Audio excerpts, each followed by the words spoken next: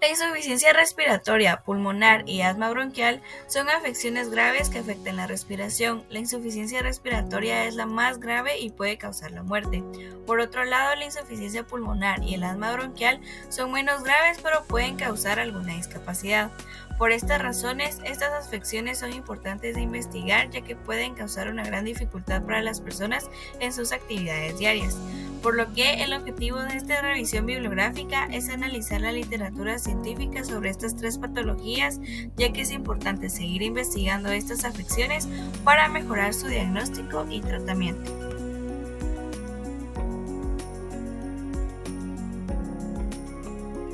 La insuficiencia respiratoria, esta se define como la incapacidad del sistema respiratorio para mantener un adecuado intercambio gaseoso entre el oxígeno y el dióxido de carbono, entre el gas inspirado y el capilar pulmonar.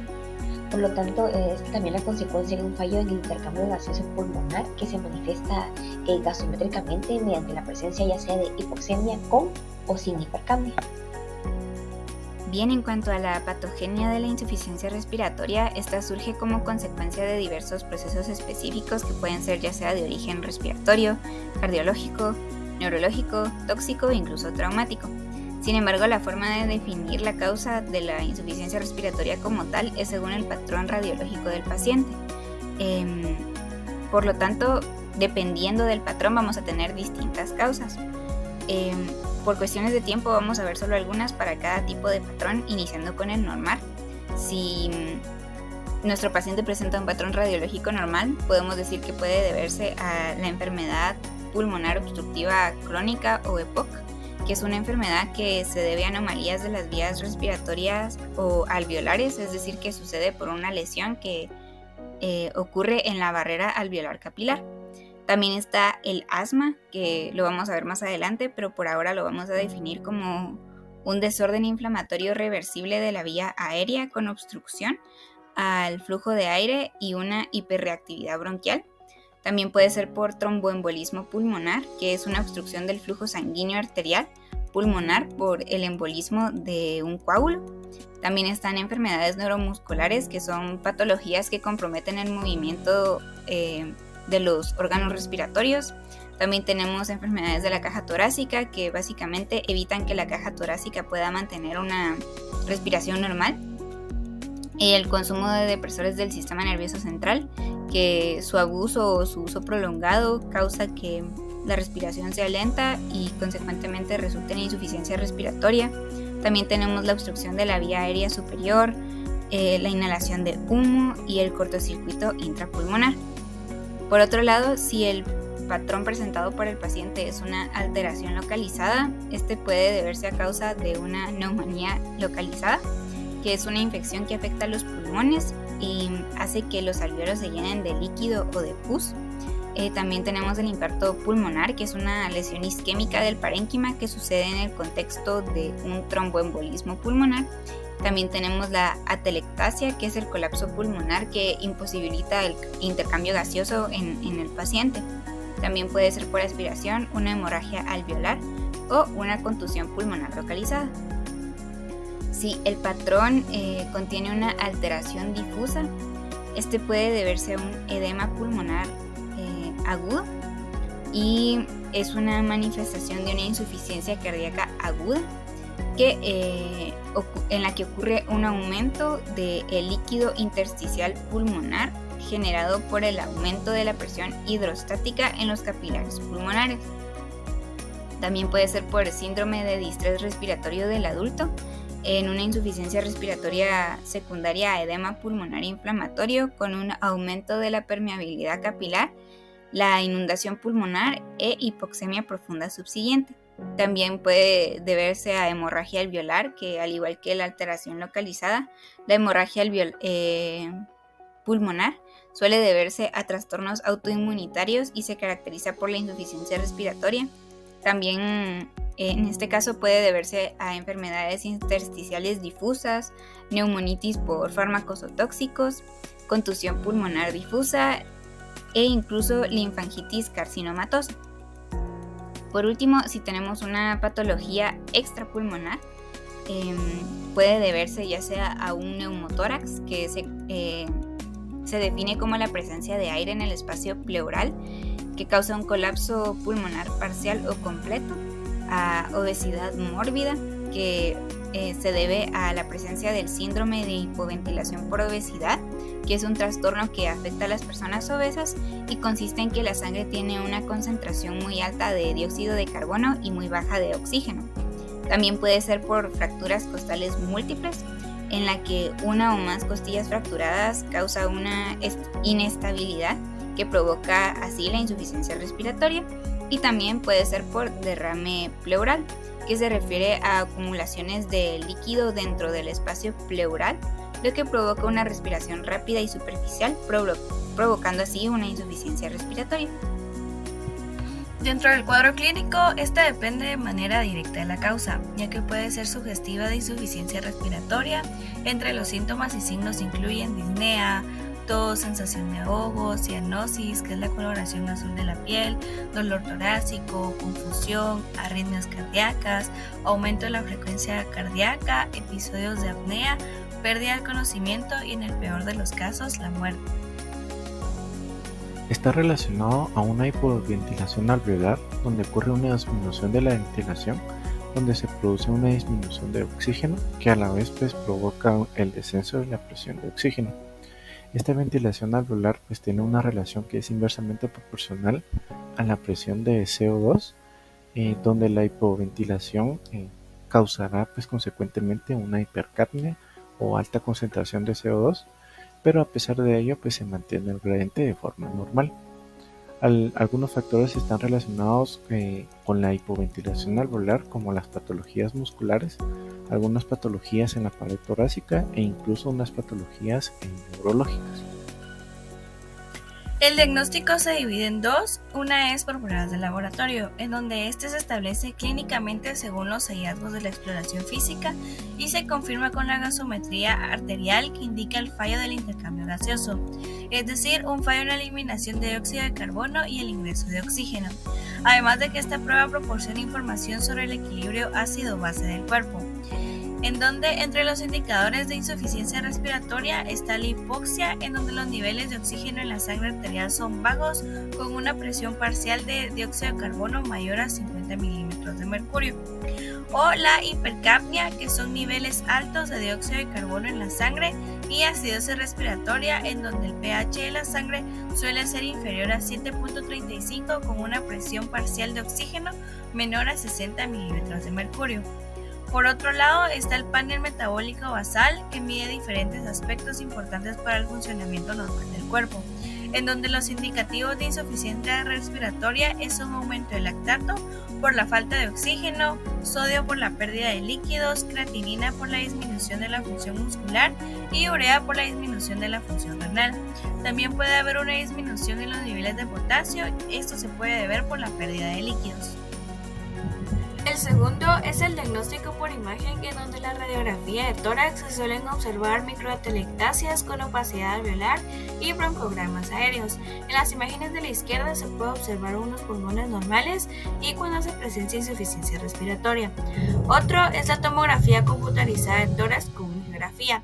Este se realiza cuando se sospecha de embolia pulmonar, el cual proporciona información sobre la presencia de un coágulo de sangre en una arteria, el tamaño, su ubicación y el impacto del mismo en el flujo sanguíneo a los pulmones.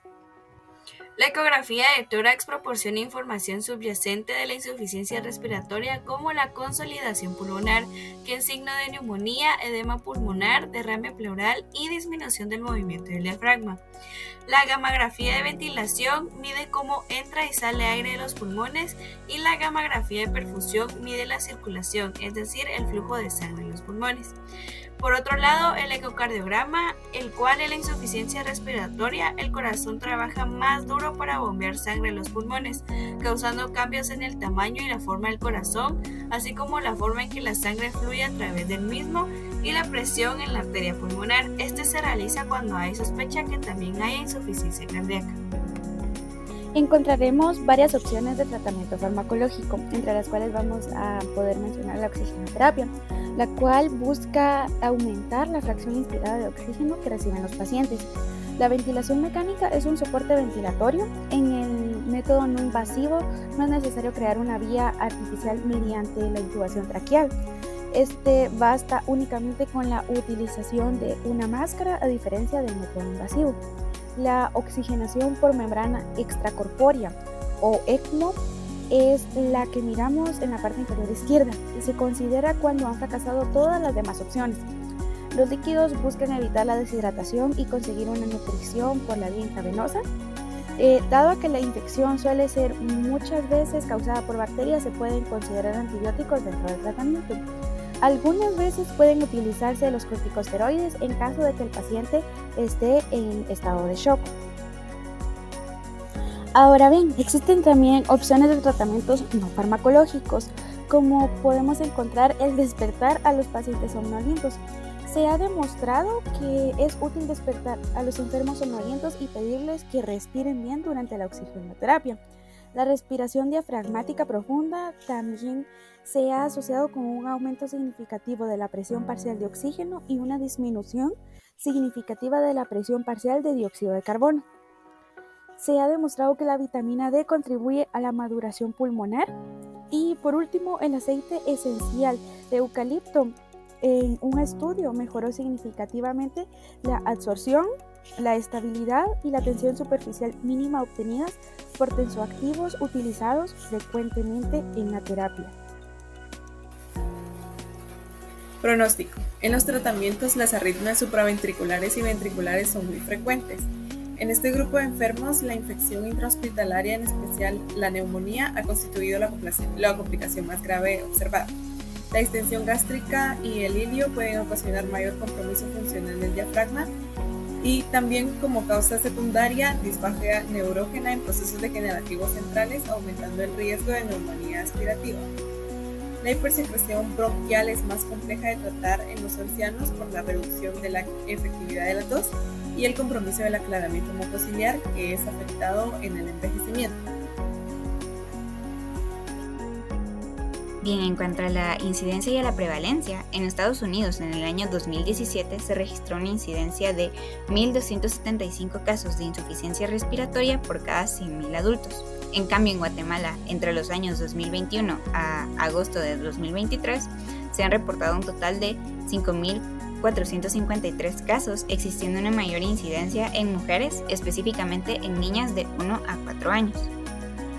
Durante este periodo ha existido una mayor prevalencia en distintos departamentos. Por ejemplo, en Quiché se ha registrado la mayor prevalencia de la forma crónica de la enfermedad, en el Progreso la mayor prevalencia de la forma aguda y en Chimaltenango y Petén para las formas no especificadas y agudas.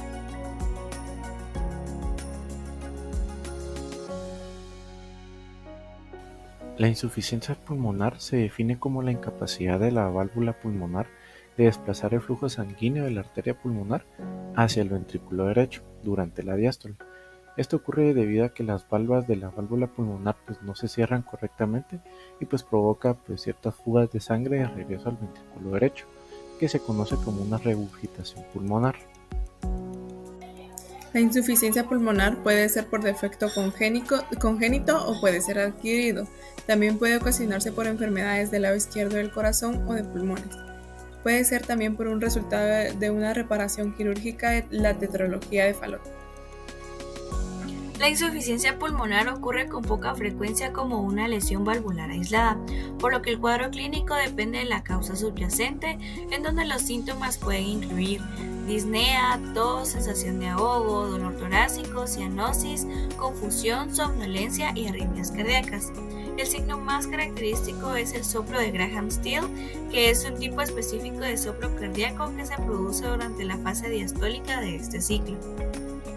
Por otro lado, en grados leves o moderados por sí mismos son asintomáticos. Sin embargo, la hipertensión predomina el cuadro clínico junto con la disfunción progresiva que incluye fatiga y timpanismo abdominal. Asimismo, en casos graves provoca pérdida del conocimiento y la muerte. La insuficiencia pulmonar puede presentarse con signos y síntomas de insuficiencia cardíaca derecha, como edema del pie y hepatomegalia congestiva.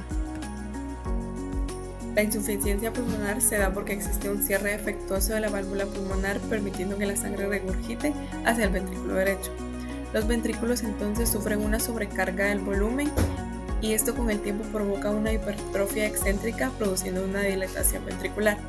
Esta remodelación se da para adaptarse al aumento del volumen sistólico y para mantener el gasto cardíaco en el siguiente ciclo de sístole. La remodelación ventricular produce una disfunción sistólica del corazón y se provocan dos consecuencias. La primera es la reducción del gasto cardíaco y la segunda es la disfunción sistólica del ventrículo izquierdo. Bueno, ahora les hablaré sobre los métodos de diagnóstico. En el examen físico se suele detectar un soplo único que comienza en la diástole y se va a intensificar durante la inspiración. A veces se puede escuchar un sonido adicional del corazón como un tercer sonido o un cuarto sonido, y esto va a ser debido a un ventrículo derecho hipertrofiado o por una disfunción, especialmente durante la inspiración. En casos más graves de insuficiencia pulmonar puede haber un murmullo de eyección sistólica, también un aumento en el volumen de eyección del ventrículo derecho. También puede estar presente el murmullo de Graham-Still, el cual es agudo y descendente en la primera parte de la diástole y va a ser el resultado del flujo regurgitante de alta velocidad a través de una válvula pulmonar incompetente. Ahora bien, en los exámenes de gabinete se suele pedir estudios de imagen como la ecocardiografía. Este examen va a confirmar el diagnóstico y va a indicar la gravedad de la valvulopatía, porque puede determinar el ancho del chorro de regurgitación, siendo un chorro regurgitante mayor al 50% del anillo de la válvula pulmonar un indicativo de insuficiencia pulmonar grave. Además, se puede determinar la progresión hacia el remodelado ventricular, la insuficiencia cardíaca y la evaluación de trastornos asociados como la hipertensión de la arteria pulmonar. Es por ello que en Guatemala este método va a ser empleado porque con él es posible valorar la morfología y la función de la válvula pulmonar. Otro es el electrocardiograma. Este puede detectar signos de hipertrofia ventricular derecha y dilatación de la aurícula derecha. También es un método de importancia en Guatemala, ya que es especialmente útil en pacientes que presentan arritmias provocadas por la dilatación del ventrículo derecho, que va a ser secundaria a una sobrecarga de volumen. El siguiente es la radiografía de tórax. Este método aún es empleado a pesar de que va a brindar datos muy inespecíficos, pero va a permitir revelar si hay una dilatación del ventrículo y de la aurícula derecha. En Guatemala también es utilizado como un método confirmatorio.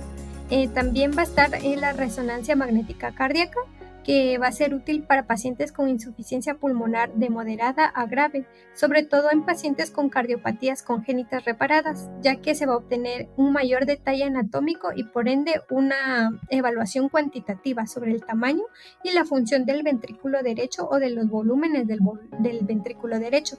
De igual forma, este método también es utilizado en Guatemala, ya que puede usarse para cuantificar el chorro regurgitante y para monitorear la progresión de la enfermedad. El tratamiento de la insuficiencia pulmonar consiste en controlar su etiología o incluso en reemplazar la válvula pulmonar. Por lo tanto, si la causa de la insuficiencia es la hipertensión pulmonar secundaria, se recomienda tratar al paciente con anticoagulantes como la warfarina para facilitar el flujo de sangre en pacientes que corren riesgo de coagulación sanguínea. Los diuréticos, como la furosemida, previenen la retención de agua y sal en el paciente.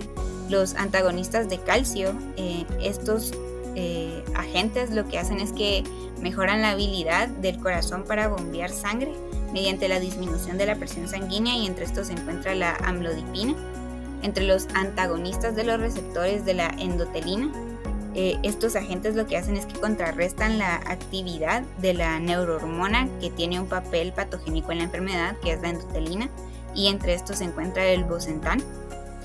Los vasodilatadores, estos agentes, específicamente el epoprostentol, lo que hace es que es un inductor de la prostaciclina sintasa, es un agonista del purinorreceptor 12 y además es un agonista del receptor de prostaciclina.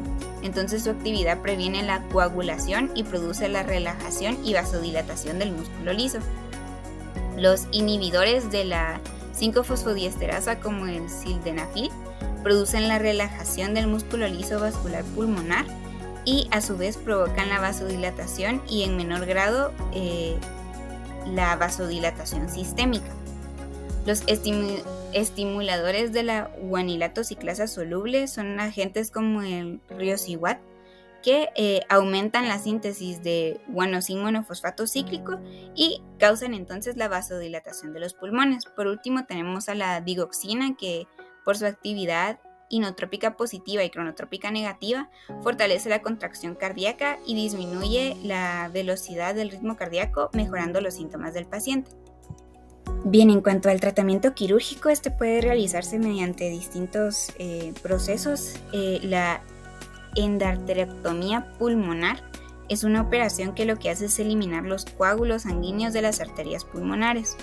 La angioplastia pulmonar con balón básicamente elimina la obstrucción y restablece el flujo sanguíneo al pulmón. Esto hace que mejore la respiración, aumenta la capacidad para hacer ejercicio y reduce la presión arterial. Esta suele emplearse cuando la endarterectomía no es la adecuada para el paciente. La septostomía auricular, esta lo que hace es reducir la presión del lado derecho del corazón, lo que permite que éste sea capaz de bombear más eficientemente y pueda mejorar el flujo sanguíneo hacia los pulmones.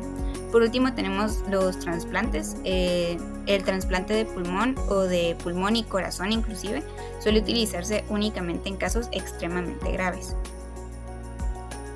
Por último, en cuanto al tratamiento alternativo, pues este se compone básicamente de cambios en el estilo de vida. Como podemos ver, iniciamos siempre con el tabaquismo. Se recomienda no fumar, puesto que el humo irrita las vías respiratorias y produce su inflamación y posterior obstrucción, lo que dificulta entonces la entrada y la salida de aire. En cuanto a la calidad de aire ambiental o el aire que nos rodea, más bien, lo ideal es evitar la irritación de las vías respiratorias, por lo que se recomienda aumentar el flujo de aire, evitar las acumulaciones de polvo, limitar el contacto con químicos domésticos e implementar, si es posible, un sistema de filtración de aire, al igual que mantenerlo.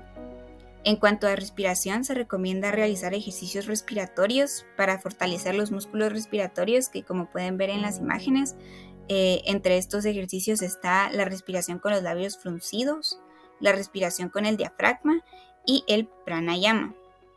En cuanto a la dieta, pues se recomienda una dieta rica en proteínas y grasas insaturadas para aumentar la energía y fomentar el desarrollo de músculos.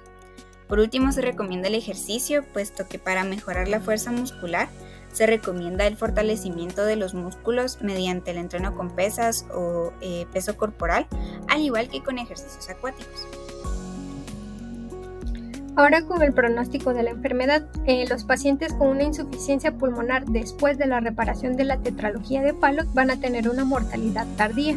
Esta se va a relacionar con la insuficiencia pulmonar residual, ya que puede contribuir a una hipertrofia y a una disfunción del ventrículo derecho, y también a una propensión a las arritmias y un mayor riesgo de muerte cardíaca súbita.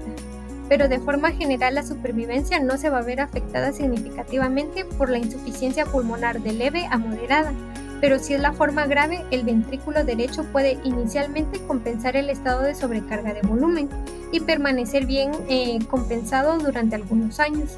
Sin embargo, los volúmenes constantemente elevados eventualmente pueden causar una dilatación del ventrículo derecho y finalmente provocar una insuficiencia cardíaca.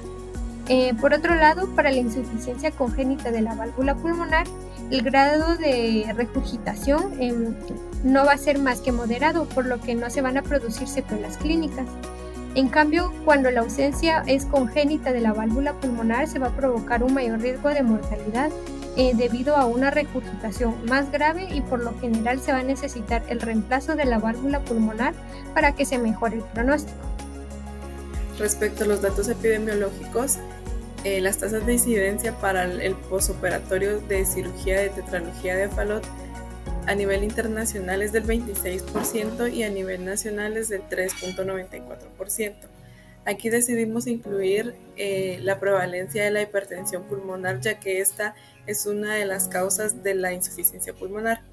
Su prevalencia es del 1% y va aumentando hasta el 10% para personas mayores.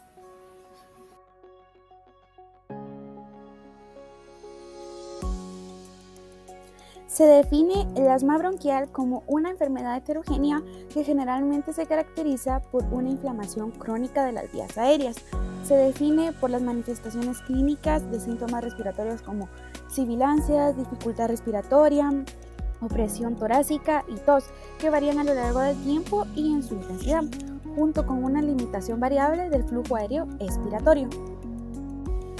Entre las posibles causas del asma bronquial se puede incluir, por ejemplo, el tabaquismo y el humo de segunda mano, dado que el humo de segunda mano pues contiene más de 7.000 sustancias químicas, incluso cientos que son tóxicas y unas 70 que pueden ser causas de cáncer, por lo que puede desencadenar o ya sea provocar un ataque de asma bronquial. También por lo mismo también se encuentran los resfriados como gripe o neumonía, que también se encuentran entre las causas más comunes de los brotes de asma, especialmente en niños pequeños. También como tercero también se encuentra un cambio extremo de temperaturas por el clima, dado que los cambios rápidos de temperatura asociados a la humedad del ambiente, entre otros factores, pues provocan la inflamación bronquial. Además, el aire frío y seco irrita el tejido pulmonar generando broncoespasmos, que estos dificultan la respiración. Por lo que todas estas causas, como muchas más, influyen en la patogenia, pero ¿esta cómo se da? Bueno, esta la vamos a hablar en la siguiente diapositiva.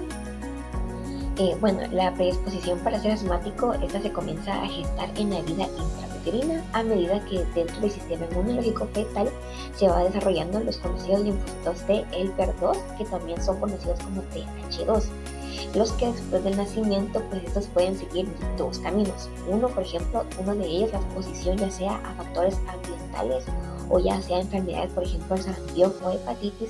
Esto determinará esta inmunidad tipo 2 que varíe a inmunidad tipo 1, que es inocua del punto de vista alérgico. Asimismo, por el otro camino, la exposición ya sea a algún factor ambiental durante la infancia dará inicio a un estado inflamatorio de la vía aérea que es asociado a síntomas asmáticos.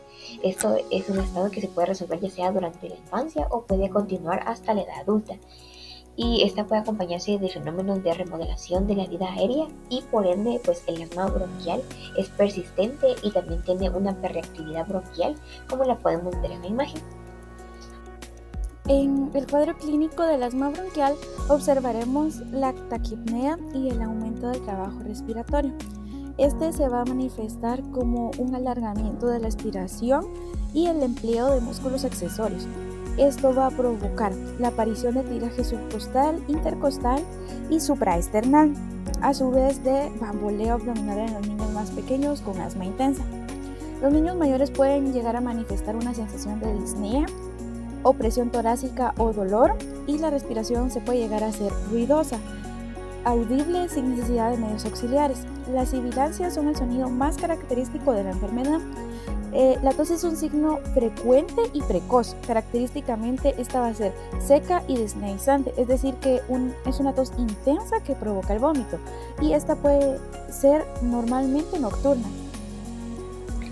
La fisiopatología. Frente a la presencia de un alérgeno, estos van a ser captados por células dendríticas que los van a presentar a las células TH2, las cuales van a mostrar una reacción excesiva, por lo que se van a producir citocinas como la interleucina 4, que van a estimular a las células B a producir anticuerpos IgE. Estos van a recubrir a los mastocitos y los va a tornar más sensibles a la activación por estímulos físicos como el ejercicio, la hiperventilación y la niebla. Cabe mencionar que los alérgenos también pueden activar a los mastocitos directamente mediante la producción de IgE, y asimismo los mastocitos pueden desencadenar la broncoconstricción aguda, pero también pueden estimular la producción de neutrófilos y eosinófilos.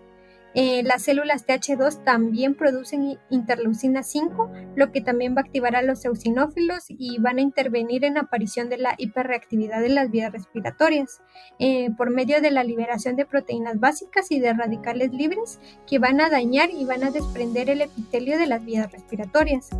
Esto va a provocar la exposición de los nervios sensitivos a los mediadores de inflamación y va a provocar una broncoconstricción colinérgica refleja, y de igual forma van a sensibilizar las terminaciones sensitivas al grado de que se van a tornar hiperalgésicas, es decir, que van a tener una sensibilidad extrema al dolor. Por esta serie de reacciones, es que minutos después de la exposición al alérgeno, el músculo liso que rodea los bronquiolos va a sufrir espasmos y va a aumentar la secreción de moco, estrechando las vías respiratorias. También se va a aumentar la permeabilidad vascular y el reclutamiento de más células inmunitarias de la sangre que van a liberar mediadores químicos y van a seguir dañando el endotelio de los pulmones. Inicialmente estos cambios son reversibles, pero luego de años se van a empezar a producir cambios irreversibles como la acumulación de edema, cicatrices y fibrosis, lo que va a conducir a un engrosamiento de la membrana basal epitelial y a la reducción permanente del diámetro de las vías respiratorias. Existen varios métodos de diagnóstico, sin embargo, identificar las sibilancias durante la auscultación es un indicio de una limitación del flujo de aire en las vías aéreas, la cual pues también es característica del asma.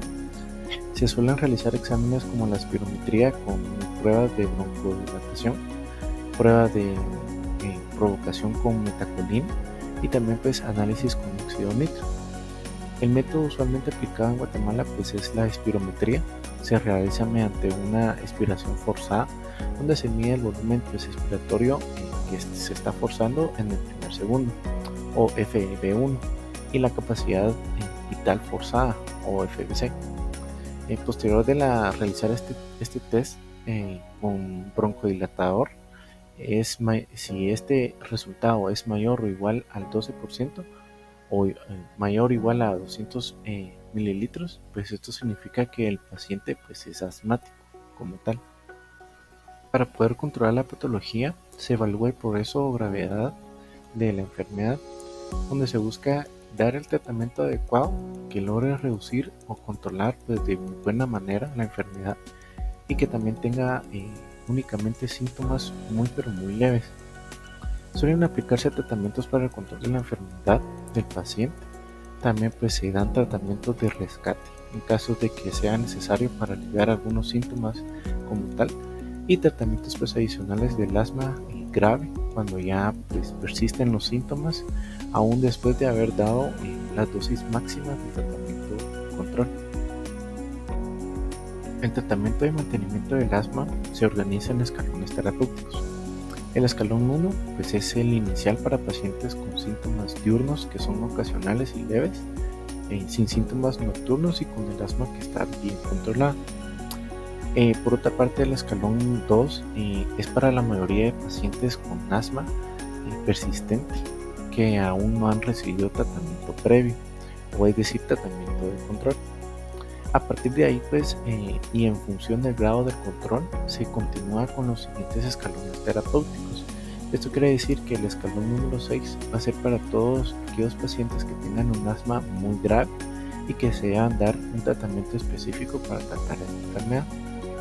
Aquí pues generalmente se incluyen, en general para todo el esquema completo se incluyen antagonistas de los receptores de leucotrienos, glucocorticoides, agonistas beta 2 adrenérgicos de acción larga y también agonistas beta 2 adrenérgicos de acción corta.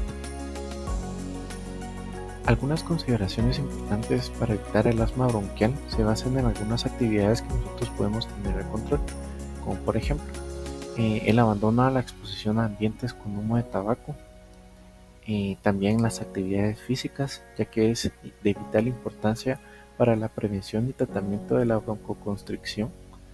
También realizar técnicas de respiración o meditación. Estas pues suelen ser empleadas como tratamiento coadyuvante para evitar y relajar al paciente frente a un ataque de asma. Y también el manejo de estrés emocional pues ayuda para evitar controlar nuestra respiración. Bien, ahora hablaremos del pronóstico, que aunque el asma bronquial es considerada una enfermedad crónica, la gran mayoría de los pacientes pues presentan un buen control de la enfermedad si aplican las medidas preventivas y realizan correctamente pues, el tratamiento inhalado. Sin embargo, pueden presentarse complicaciones tanto agudas como graves. En complicaciones agudas, pues estos son episodios agudos de aparición o ya sea de empeoramiento de síntomas del asma. Estos pueden saturarse ya sea en horas o días, pero en ocasiones estos pueden desarrollarse con rapidez. La variabilidad y frecuencia de estos síntomas indica que hay un mal control de la enfermedad, lo que supone un mayor riesgo de desarrollar una crisis asmática para el paciente. De ahí pues es la importancia de una correcta educación del paciente con asma y de su entorno. Asimismo, con respecto ahora a las complicaciones graves, pues los pacientes con asma grave no controlada, esos pueden presentar cambios crónicos en sus vías aéreas, que hacen, por ejemplo, que su obstrucción ya no sea reversible, presentando así de alguna manera una obstrucción permanente del flujo del aire. Esto puede producir que tengan más síntomas en su vida cotidiana al hacer como pequeñas actividades como jugar fútbol o hacer alguna actividad que requiera algún ejercicio, y esto pues presenta una crisis asmática. La epidemiología mundial. En términos de cifras generales, se estimó que en el 2019 hubo una prevalencia del 3.42% y una incidencia del 0.48%, sin diferencias significativas de sexo, al estandarizar la tasa de asma por edad. Ahora bien, cabe destacar que el asma es una causa rara de mortalidad y contribuye aproximadamente al 0.46% de todas las muertes del mundo durante el 2019. La epidemiología nacional. En Guatemala no hay datos sobre incidencia o prevalencia que incluya a todas las edades, pero se han hecho tesis e investigaciones enfocadas en la población pediátrica de Guatemala, por lo que se calcula que para el año 2019 hubo una prevalencia aproximada del 33% y una incidencia alrededor del 4%. Por otro lado, el Ministerio de Salud Pública y Asistencia Social indica una mortalidad total, es decir, para todas las edades, desde el 2021 hasta agosto del 2023 de 0.43% y una morbilidad total de 3% desde el 2012 al 2022. Conclusiones. La insuficiencia respiratoria en Guatemala se reporta como una preocupante condición médica, con más de 5.000 casos registrados entre el 2021 y agosto del 2023. El diagnóstico y el tratamiento tempranos van a ser esenciales, dado que el descontrol y las complicaciones pueden empeorar la salud del paciente y llevar a una evolución negativa. En la insuficiencia pulmonar, el pronóstico puede mejorar con una detección temprana y un buen manejo de esta afección. En Guatemala hay una distribución geográfica variada. La forma crónica va a prevalecer más en Quiché, mientras que la forma aguda es más común en el Progreso, y estas diferencias geográficas podrían sugerir la necesidad de un mayor enfoque de atención en estas áreas. En el asma, la falta de datos estandarizados sobre la incidencia y la prevalencia del asma en Guatemala puede reflejar una posible falta de atención médica y de diagnósticos adecuados en la población adulta. Esto destaca la necesidad de mejorar la concientización y el acceso a la atención médica para los posibles casos de asma no diagnosticados en adultos. Muchas gracias por su atención. En el código QR pueden consultar las referencias utilizadas.